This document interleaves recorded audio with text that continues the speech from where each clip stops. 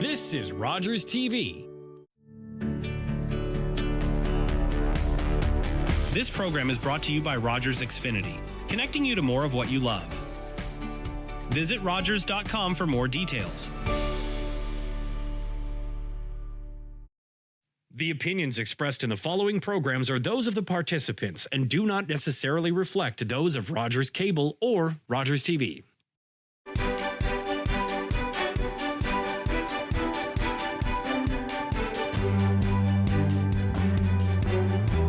Welcome to Politically Speaking. I'm David Shearman. My guest today is Lisa Thompson, who is the newly elected or re-elected member of MPP for Huron-Bruce. Lisa, good to see you again. Nice to see you too. Thank you for having me. Now, I almost introduced you as the Honorable, and because you in the previous government, you had a cabinet position. Mm-hmm. But now that there is an election, you are not a member of cabinet. The cabinet has been dissolved. Is that the way it works? We're waiting for the new, given that we have a new government, we are waiting until next week when the new cabinet gets sworn in. And that cabinet will be sworn in on March 19th. Aha. So this is kind of like the Oscars, you know, and there's an announcement made and the press are all there, and you walk down the carpet into the appropriate room and are sworn in at Queen's Park. So it's really quite, I've never been there, but it's quite impressive. It looks quite impressive on TV. Yeah, it's an honor of a lifetime. And it's certainly, I think I speak upon on behalf of everyone around the cabinet table, no matter what color or stripe, having the opportunity to represent your riding and the province at the cabinet table is a tremendous responsibility and honor all in the same. I know that Bill Walker, who was your colleague from Bruce Grey Owen Sound when he was in mm-hmm. cabinet, expressed very similar feelings that in fact that you don't realize perhaps as a regular elected member, when you're at the cabinet table, there's a pretty heavy amount of weight on your shoulders because of the decisions that must be made. That's right. And in some cases, depending on the situation at hand, we're working, 24/7, and because that's our job. But I might go sideways here a little bit for you, but I want to share with you that, upon re-election in 2025, I had the opportunity to reflect on the opportunities that I have had since 2011. And, coming in as opposition, I served in a variety of, I see a shadow here, I apologize, but it's just okay. The way the light's coming in. And, but with that, starting in 2011, I had the opportunity to serve in a variety of opposition critic roles, which I took very seriously. And then from there, for 9 years, I represented Ontario on the Commonwealth Women Parliamentarians Committee for Canada region, of which the last 3 I actually served as chair and was involved at the international Commonwealth level as well. And with that, then we formed government in 2018 as well. And I've been very fortunate to have been called upon to, manage 4 different ministries, of which I'm very proud of what we accomplished in each and every one of them. You mentioned the Commonwealth Women's Association. I'd be remiss if I didn't say that today is Commonwealth Day. Yes, and just this past Saturday was, that's right, and just this past Saturday was International Women's Day. Exactly. And so I have been very, very mindful of Ontario and Canada's role throughout the Commonwealth, as well as making sure we smash every glass ceiling and leave the doors wide open for women to have the opportunity to gain the confidence and the experience to make a difference however they choose. Interesting you should say that, because I had not yet heard the ratio of women to men in the most recent election. Do you have any grasp of that, or is that sort of been information that's passed out? Yeah, actually, I need to look into that, but I can tell you across Canada and around the world, we strive for, not limited to, but we strive for a minimum of 30% representation. And I dare say Ontario has that, but I certainly can take a look and follow up with you on that. Yeah. Good question. It would be interesting to know, and because I know that there are organizations locally who are working towards parity at the municipal level, Mm-hmm. and at the provincial and federal levels too. So it's it's certainly a worthwhile target and a worthwhile cause to keep lifting up. Yeah, absolutely. And in saying that, it's so important to recognize the opportunities to develop skill bases and subject matter expertise so that when women come to the table and say, I'm here, I'm ready to contribute, they are deemed the very best candidate. You know, I've heard it said, and full disclosure, my spouse is a woman who is a politician as well. That women bring something different to the table, and I'm wondering if have you heard that expression? I have. And I think each and every individual who has an opportunity to pull up to the table, whether it's for the 2026 International Plowing Match that we're hosting just outside of Walkerton, or as a 4-H leader, or as a politician, everybody brings their own unique perspective and experience to the table. And it's that platform that people can build on to truly make a difference. And when I think your comment about Wingham, oh my goodness, that's a Freudian slip. That's where I'm originally from, ladies and gentlemen. But women bringing a different perspective. I think that's fair to say in terms of just taking a moment to hit the pause button, have that soft second opinion, and making sure all our I's are dotted and T's are crossed. Mm-hmm. Yeah. Yeah. The other thing I wanted to ask you is that you are back in your party is back in power. Doug Ford was elected not only as a member but also as premier. Okay, what's next? Yeah. Well, what's next? I would like to take the opportunity on your show to give a shout out to everyone in Huron and Bruce that took the time to vote and exercise their voice, no matter who they voted for. Because once again, Huron-Bruce has proven to be one of the most engaged ridings throughout the province. We had the best voter turnout on Election Day on February 27th, and we had the second best voter turnout through the 3 collective advanced poll days. And so I tip my hat to everyone, because when I take a look back through the years, whether it's 25, 22, 18, 14, or 11, Huron-Bruce has consistently been in the top 8, definitely the top 10 every year I've been involved. And that just goes to show that people are proud to be from rural Ontario and that our voice matters. And that's what I hope to continue to bring, both as an MPP and in any other opportunity I have to serve, is that rural Ontario matters, and I share my voice in terms of priorities. Well, certainly the rural Ontario voice is absolutely essential. We are a part of Ontario. It's not just the GTA. Correct. Yes. But I think that's a very valid point. I did notice that the vote was up here in my riding in Bruce Grey and Sound.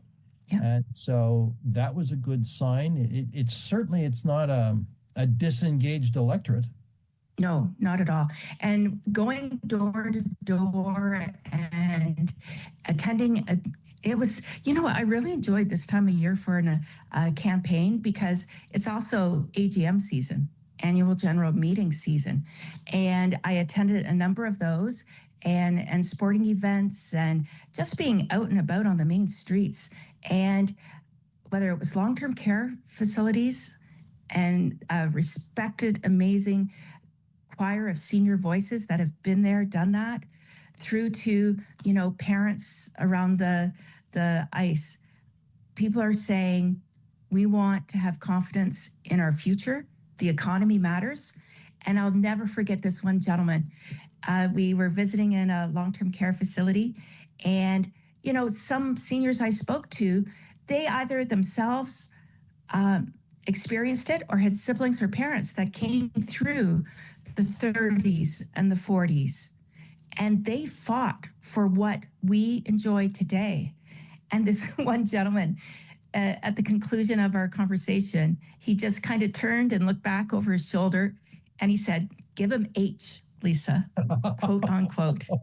And I'll never forget that. Well, certainly Premier Ford has taken that into his words, his actions already. I mean, as we're talking today, he has initiated a 25% tariff on electricity going to New York and Michigan and Minnesota. And Mr. Lecce, we'll call him Minister, but Mr. Lecce is also on the point of that. And it's very clear that, hey, you're not going to mess around with this country or this province. No. You know what? I think Premier Ford has once again demonstrated his business savvy, his experience, coupled with a whole lot of heart. He's a proud Ontarian, a proud Canadian, and he's proud of what we have accomplished together through Ontario and across Canada. And he doesn't want anyone to jeopardize it. And he recognizes how important our economies are in the spirit of being intertwined together. And he doesn't apologize for it. He's calling out one person and one person only, because we want to work with Americans. We have many businesses in this region, southwestern, midwestern Ontario, that have integrated business models with neighboring states. And why are we jeopardizing that? And as Premier Ford says, there's only one person that needs to be held to account, and that's President Trump. And we're going to stand shoulder to shoulder and make sure that he understands that he cannot continue on the path he's on, because he's jeopardizing not only the future of Ontarians and Canadians, but Americans as well. Now, this area is hockey. I mean, hockey is a given in Grey Bruce. And I have to say, I finally came to the realization, although I probably knew it a long time, the reason hockey players don't have front teeth often, elbows up. Yeah. Well, and they're very skilled. Like, let's give a shout out to Bennington and his days with the Owen Sound attack. Did he ever stand tall and committed to Team Canada? And that's exactly what we're doing in Ontario as well, in terms of standing shoulder to shoulder, standing tall, and protecting what matters most. And that is a strong economy. Because when we're churning on all cylinders and businesses are realizing their potential, communities see people working at work every day, and what happens as a result? Then we have that opportunity to continue to invest in what matters most. And it's education, it's healthcare, it's our social services, it's expanding businesses and attracting new investment. But it all starts with a strong economy. And I think, looking at Premier Ford, he certainly got his elbows up. And we can look at many amazing examples of characters in Grey Bruce, Owen Sound, and Huron and Bruce and beyond, that we stand on their shoulders, and now it's our turn. It's very true. Very true. And I think the other thing to remember, and this was actually at the bottom of the CBC article on this issue of tariffs on electricity, is we are self-sufficient in Ontario in electricity. And so this will not, whatever Yes. Premier Ford does, this will not affect our ability to both generate and to have the electricity we need. That's right. We have special relationships with northern states, 3 northern states that take our surplus energy, and then what they do with it in their own jurisdiction, it's up to them. In some cases, they may even turn it around and sell it to a neighboring state to them. And so we're fortunate that we have the expertise, the commitment of a workhorse in our energy sector being nuclear. And then we have our hydroelectricity and everything else that complements it. And we're able to continue to ramp up and produce more energy. As maybe you heard through the news conference today, it's with absolute confidence that we say in Ontario, through the IESO and the likes of Bruce Power and Darlington and Pickering, all working together, we can produce more than enough for Ontario. And that makes us a great partner when it comes to affordable, reliable energy for other jurisdictions that need it. And what does that translate into for us? Well, recognizing at Bruce Power, currently they're using CANDU reactors. That means more isotopes to fight cancer. And I kind of go back to my previous comment that, if we're turning on all cylinders, many other amazing opportunities can be realized as well. What about the agriculture situation? Because I know farmers are quite anxious about the impact of tariffs, particularly on beef and poultry. Does the government have any plans for that, or is that being left to the federal government? Well,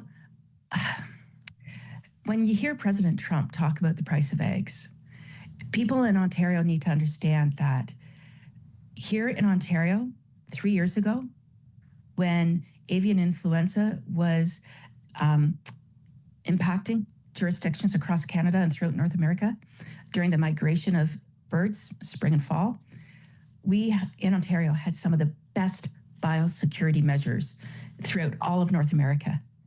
And while there were some premises that were impacted by it, unfortunately, for the most part, the industry worked together. They had a feather control center, command center that worked together to make sure that biosecurity was top of mind and a number one priority across this province.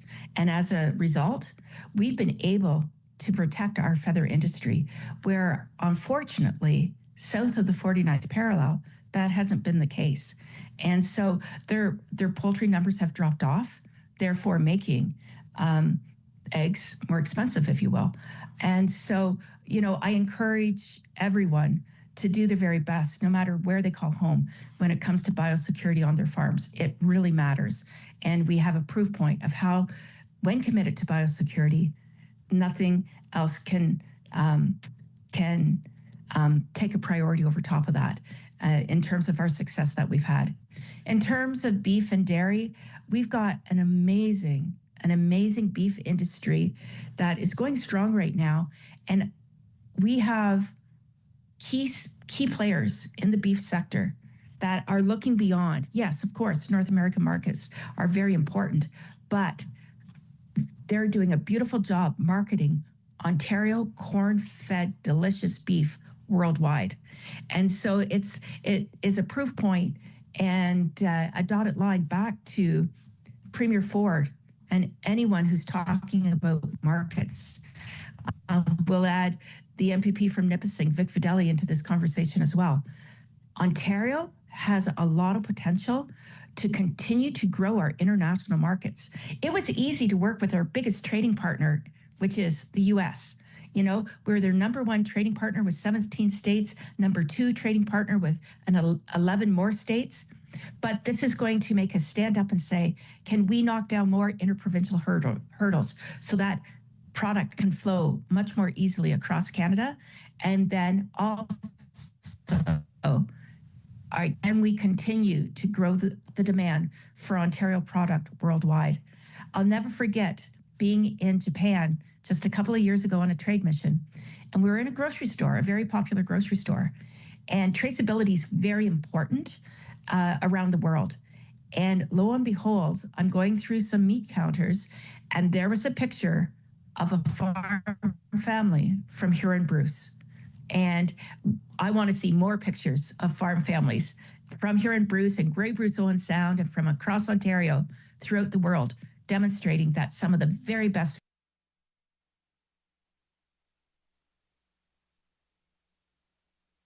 food is grown and produced and processed right here in Ontario. Well, you never know. It could be that our beef will go to New Zealand and Australia. Well, Japan, the Philippines, who knows?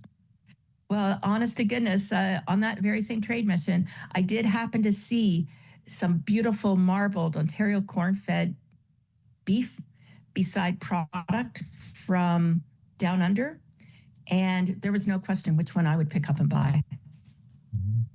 Well, we can do it. We can certainly do it. Now we sure can. We've got a few minutes left, and you touched on something that I'd forgotten about, and that's the international plowing match. That's this summer. Yeah. Well, actually, it's coming up in 2026. So this summer, there will be a lot of activity as people gear up and start their plans for hosting it. In 2025, the IPM, the International Plowing Match, is going to be held in Niagara for the first time in a very long time. And then it's coming back to Bruce County. And knowing the individuals involved, it's going to be a match to remember. No two ways about it. Yeah, I'm kind of looking forward to it, because what happens is that I work in farming communities and a lot of retired farmers, and oh yeah, we got to go to the plowing match. Yes. And then you get hooked and you go back. Yeah, and then you get hooked and you go back the next day and the next day. Yeah, because I think it's aptly titled now. It's the International Plowing Match and Rural Expo. It's an opportunity to celebrate everything that's awesome in rural Ontario. And I'd be remiss if I didn't note that Bruce County, through Tom Evans, has represented us amazingly well at the world competition. And so there's going to be a lot of pride in bringing that, expertise back to the county as well. Now I got a question for you. Will we see you on a tractor? Okay. Will we see you on a tractor? Yeah, I don't hesitate to jump on a tractor. No, I don't. Tractors today are much more easier to handle than the ones I grew up on, and they have power steering, not like Team Farmall that I spent 10 years with as well. Well, I actually learned to drive on a Model 20 Ford tractor Ferguson tractor with a 3-point hitch and a hand throttle. So, okay. and I can picture that in my mind. Pattern. Yeah, you can probably. but the point is, they've come a long, long way, haven't they? They sure have. Yeah, they sure had. Yeah. We had all Ford farm machinery on our farm, but I was one of the younger ones, so I got to drive the Ford lawnmower. That's what I remember. But then through the years, certainly no stranger to a tractor. I can probably even back up a wagon too. Oh, that's a skill. that is a skill. Yes, it's really quite something to do that, and to learn that skill. One of those skills that all kids should have the opportunity to learn. Drive the tractor. Yeah, put in a good day's work. Yeah, very true. Yes, yes, very true. Well, what about the upcoming session? When will the House be recalled? Okay, the House is being recalled on April 14th, and we have a number of pieces of legislation to hit the table. For instance, just in January, when I served as the Minister of Rural Affairs, I had introduced a strategy for rural economic development for rural Ontario, and it was incredibly well received. An elder statesman, a CAO from a municipality in Eastern Ontario, came up to me and grabbed me by both hands. And I wasn't sure what he was going to say. But he goes, "Oh my goodness, Lisa, we have needed this for so long." And then another person caught me by surprise from Lambton County. And she was a little teary. And she goes, "You did this. You got it." Because I spent 6 months last year traveling the province twice over to make sure I listened and understood the priorities and where communities needed to go looking ahead. And so coming out of that strategy now, there's a number of programs and legislation that needed to get tabled. And so, that's just one example of many in terms of all the ministries that are ready to get going again. And for instance, the legislation that I started and I hope is pursued upon calling the House back was making sure that never, ever, how should I phrase this? Making sure that going forward, there would always be not only government commitment to rural Ontario, but dedicated government funding to rural Ontario. They can never take rural Ontario and slush it into another ministry or slash its budget again. So there's work to be done. Well, that's interesting to hear and actually quite exciting because having lived in rural Ontario a good chunk of my life, actually all of my life, certainly my working life, I know how rural Ontario gets second fiddle sometimes. I'll be polite. Yeah. And money gets cut and transferred to other areas. Yeah. So I want to make sure that I couch this and position it properly. When I talk about government investment, healthcare is a beast unto itself, and we're really working hard to continue to invest. And, we could talk about that all day. But in terms of rural economic development, we need to continue to make sure Ontario's government of the day continues to invest in rural economic development, because we need all communities, to your point, churning on all cylinders. And then I would dare say, it's taken a lot to get where we are today, but we are making historic investments in healthcare, from recognizing international doctors through the Ontario Practice Ready program. The first tranche of international doctors had 28 people in them. 4 were placed in Huron-Bruce. And I'm really interested to see how that washes out. The Learn and Stay program for nursing is really starting to pay dividends. If you talk directly to CEOs of local hospitals, they'll start pointing to where they can see that Learn and Stay program having positive impacts for rural communities. And I think it's just phenomenal that our government is partnering with the Toronto Metropolitan University to create a brand new medical school in Brampton, one of the first ones in a long time. This particular medical school is going to be dedicated to primary care. And just prior to the election, I actually had a conversation with the president of TMU, the Toronto Metropolitan University, and he is really interested in the team approach because he knows it will make a true difference in rural Ontario in terms of access to primary care. There's some really good things happening. I hate to interrupt you, but we're almost out of time, and we could go on a whole other Oh my goodness. Okay. Healthcare. We could. I want to thank you, Lisa Thompson, for joining us. You're very welcome. Speaking. Oh yes, we will talk again. I guarantee it. And I look forward to the recall of the House and the speech from the throne. So thank you. Very good. It was lovely spending some time with you this afternoon. I look forward to the next time. And thank you, friends. I'm David Shearman. Yes, we'll talk again. This is Rogers TV. Connect with us by visiting our website or email us at comments@rogerstv.com. Are you a passionate content creator ready to expand your audience reach? Do Do you have unique stories, captivating hobbies, or special interests that deserve a spotlight? Rogers TV is here to amplify your voice within the community. We offer you the platform to broadcast your content to a wider audience.